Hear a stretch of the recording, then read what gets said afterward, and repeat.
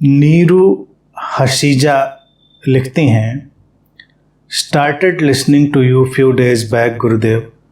How to detach from the thoughts specially in working areas. I generally get entangled in the old patterns and sometimes get triggered. Please advise. Neeru ji, विचारों का जो प्रवाह है और वो किसी भी क्षेत्र से संबंधित हों, उनमें अगर हम उलझते हैं, उनमें स्टक होते हैं और चाहे वो किसी भी दिशा से, किसी भी रंग, किसी भी रूप के आते हों, उनसे बचने का या उनमें ना उलझने का एक ही तरीका है और बहुत सरल तरीका है. विचारों की जो वास्तविकता है उसको देखना. विचार घटते हैं. कुछ ही दिन पहले मुझको सुनना शुरू किया है तो हो सकता है सुन ही लिया हो, और नहीं सुना है तो बहुत जगहों पर मैंने अनेक अनेक अवसरों पर इस बात को बोला है. मैं इसको दोहराता ही रहता हूं. विचार कभी समस्या नहीं है, कोई थॉट पैटर्न भी कभी कोई प्रॉब्लम नहीं है. हम अटैच क्यों होते हैं इसको जान लेना, क्योंकि हमारे अंदर एक बात ये भी डाल दी गई है कि हम विचार करते हैं तो ऐसा लगता है कि हमने कोई विचार पैदा किया है, तो उसी में ये बनता है कि ये मेरा विचार, ये उसका विचार, ये किसी और का विचार. विचार किसी का नहीं है, ना मेरा, ना आपका, ना किसी का भी विचार नहीं है. विचार हमारे इनर स्काई में, हमारे अंतर आकाश में बस घटते हैं. जैसे बाहर के आकाश में बादल तैरते चले जाते हैं, ऐसे ही अनेक अनेक कारणों से विचारों के बहुत सारे समूह, पुंज, क्लाउड्स हमारे अंतर आकाश में गुजरते हैं.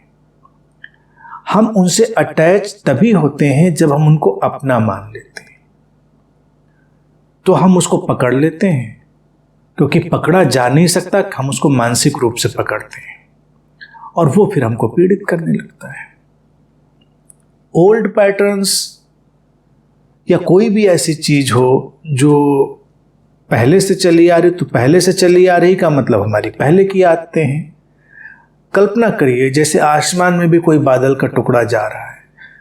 कभी कभी पूरा आसमान बादलों से भर जाता है, वो एक अलग ढंग है, और कभी कभी कुछ टुकड़े टुकड़े टुकड़े टुकड़े बादलों के घूम रहे हैं. तो वो वाला जो परिदृश्य है वो हमारे विचारों से बहुत ज़्यादा मिलता जुलता है कि अलग अलग टुकड़े तैर रहे हैं.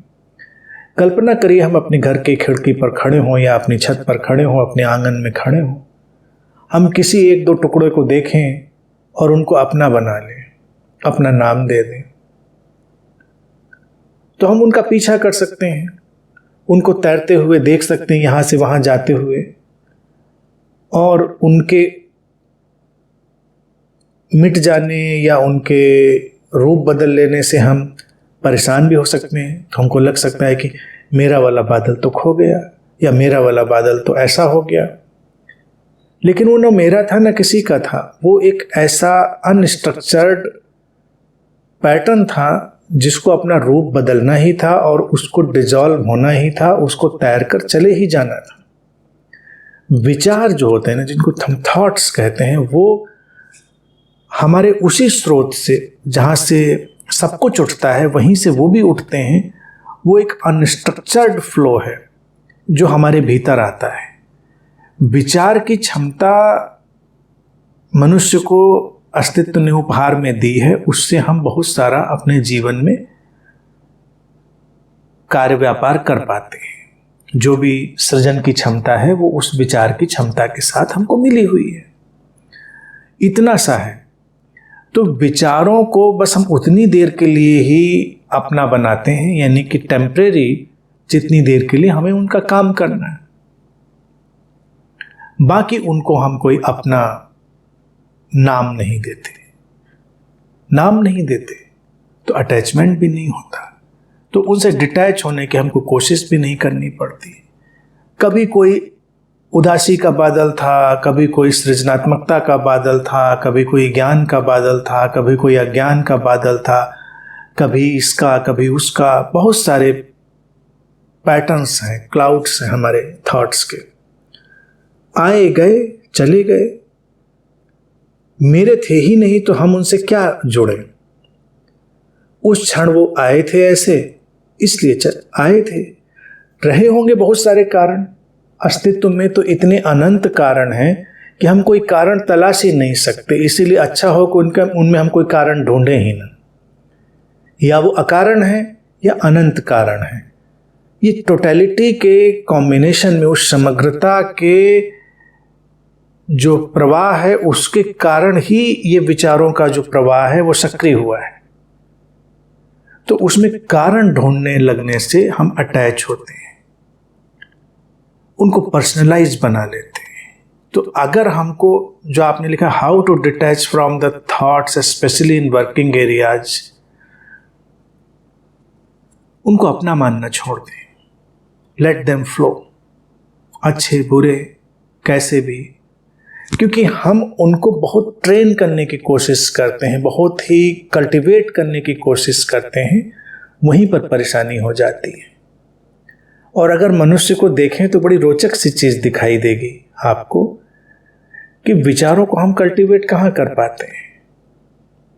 जिसके भीतर जिस ढंग के जिस रंग के वो आने होते हैं वो उमड़ते घुमड़ते हुए चले ही आते हैं। जैसे बाहर के आसमान में हमारा नियंत्रण नहीं होता, हम इंतजार करते हैं बादल घिरे, बारिश हो, कभी कभी बादल घिरे, खाली बादल निकल गए, एम्प्टी क्लाउड्स, नहीं बारिश हुई। कभी हम सोचते भी नहीं थे कि बादल आएंगे, बारिश होगी, घिरे, बारिश हो गई। कैसे कैसे पैटर्न, अनंत अनंत कारण है उसके। तो इसलिए आएंगे, उनको आने दीजिए। आप बस उनको ऐसे ही देखिए कि आपके चित्त के आकाश में या अंतर आकाश में, इनर स्काई में वो गुजरे। ना उनको हमें कल्टीवेट करना है, ना हमें उन्हें कुछ करना है, उनको बस देख लेना है। अगर वो किसी उपयोग में आते हैं तो उनका उपयोग कर लेना है, नहीं उपयोग में आते हैं तो उनके रंग रूप उसको अगर हम एंजॉय कर सकते हैं तो करिए, नहीं तो गुजर जाने दीजिए। अक्सर लोग, ये जो प्रश्न आपने लिखा इसकी बहुत सारी लेयर्स हैं, पढ़ते हैं कि लोग विचारों के उलझाव, उनके इंटेंगलमेंट, उनके पैटर्न से ग्रस्त हैं, आक्रांत हैं, पजेस्ड हैं, परेशान हैं। लेकिन वो छोटी सी बात ही है, वो छोटा सा एक बिंदु है जिसको नहीं समझते, वो पर्सनलाइजेशन ऑफ एनी थॉट। किसी भी विचार को अपना मान लेने से सारी समस्या है।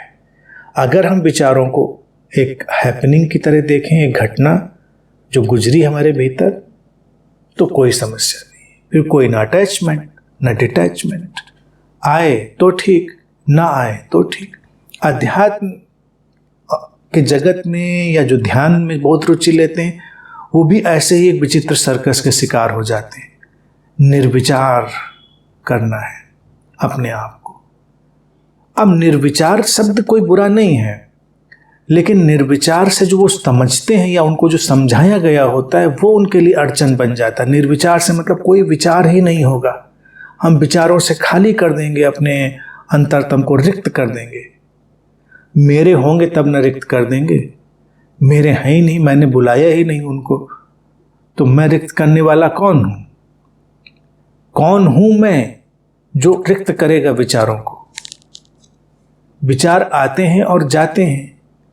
तो निर्विचार की जो सीधी सटीक परिभाषा होती है वो यही होती है, विचारों से अपना व्यक्तिगत जो आइडेंटिफिकेशन है उसको हटा लेना। व्यक्तिगत आइडेंटिफिकेशन हटा लेते हैं तो वो आते हैं और जाते हैं, हमें उनकी भी परवाह नहीं होती, हम उनसे विचलित भी नहीं होते। अगर अभी हम किसी से पूछें, जीवन के इतने साल हमने बिताए, बाहर के आसमान में कितने बादल आए गए इसका कोई हिसाब है हमारे पास? या उनके आने जाने से हमको कोई परेशानी है, कोई विचलन है? हम कहेंगे कुछ नहीं, आते हैं तो अच्छा लगता है, नहीं आते हैं तो खुला आसमान अच्छा लगता है।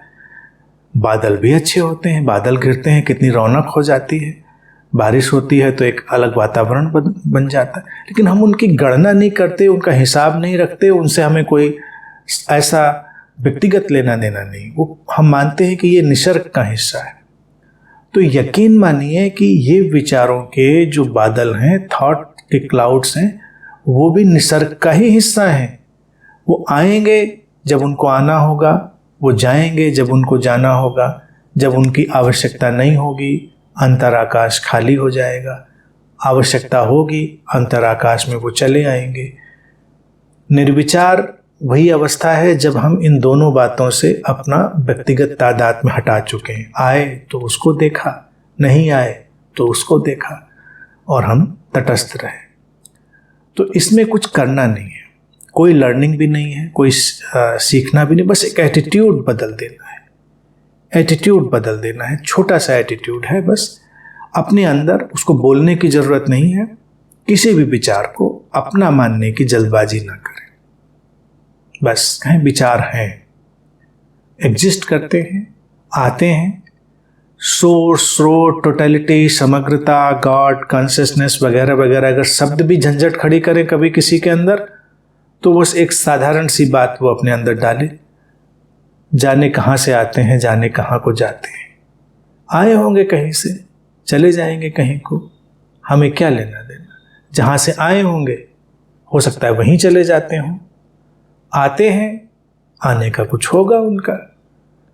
जैसे कभी कभी मुंडेर पर बहुत सारे पक्षी आकर बैठ जाते हैं, होगा कुछ उनका बैठने का, चले जाते हैं। तो विचार ऐसे ही हैं, उनसे हमारा एटीट्यूड बदल देना है। एटीट्यूड बदलते ही हम एटीज हैं। फिर ना हमको स्मृतियाँ परेशान करेंगी, ना उन पैटर्न से आई हुई बहुत सारी जो हमारे अंदर धाराएं बन गई होंगी वो परेशान करेंगी, क्योंकि हर विचार ने हमारे अंदर एक स्मृति बनाई होती है, हर विचार ने हमारे अंदर एक ग्रूव, एक पैटर्न बनाया होता है, उसको हमने अपना माना होता है, तो हम परेशान होते हैं। कभी हमने कुछ अच्छा कहा किसी से था, कभी हमने किसी से कुछ बुरा कहा था, या अच्छा चाह के भी नहीं कह पाए थे। आज हम पीड़ित होते हैं कि वो हमने अच्छा नहीं कहा था, और कभी हमने अच्छा कहा था तो हम बिल्कुल गौरवान्वित अनुभव करते हैं कि वो हमने कितना अच्छा कहा था। उस समय विचार हमारे कितने उज्जवल थे, और उस समय हमारे विचार कितने धूमिल धूल दूषित थे। अब ये चीज हमारे ऊपर दबाव डालेगी। अगर हमने विचारों को अपना माना ही नहीं, तो हमने इतना ही देखा, जब उनको उज्जवल होना था तो उज्जवल हो गए, जब धूमिल होना था तो धूमिल हो गए। बाहर के आसमान पर भी हमारा कौन सा जोर है कि ये बादल सफ़ेद हों, ये बादल भूरे हों या काले हों। हुए भूरे क्योंकि उनको वैसा होना था, हुए काले क्योंकि उनको काला होना था, सफ़ेद हुए क्योंकि उनको सफ़ेद होना था।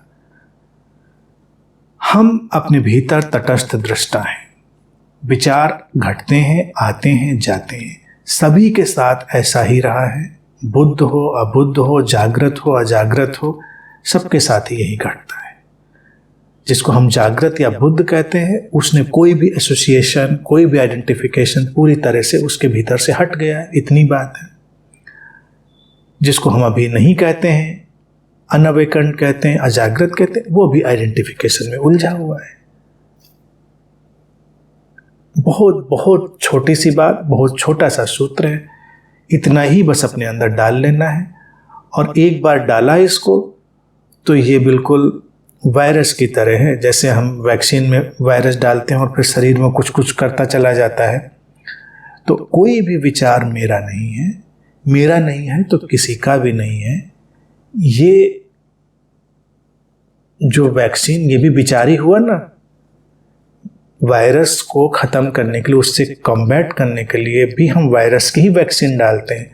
तो विचार को ख़त्म कर, यानी कि उसको सॉल्व करने के लिए, ख़त्म करने की बात नहीं, शब्दों में मत अटके, उस समस्या को हल करने के लिए भी हम इसी विचार की एक वैक्सीन अपने अंदर डालते हैं। कोई विचार मेरा नहीं, किसी का नहीं। अब ये इतना पावरफुल वैक्सीनेशन है कि जब आपके सिस्टम के अंदर जाएगा तो धीरे धीरे धीरे धीरे धीरे धीरे वो बिल्कुल ओवर पावर कर लेगा।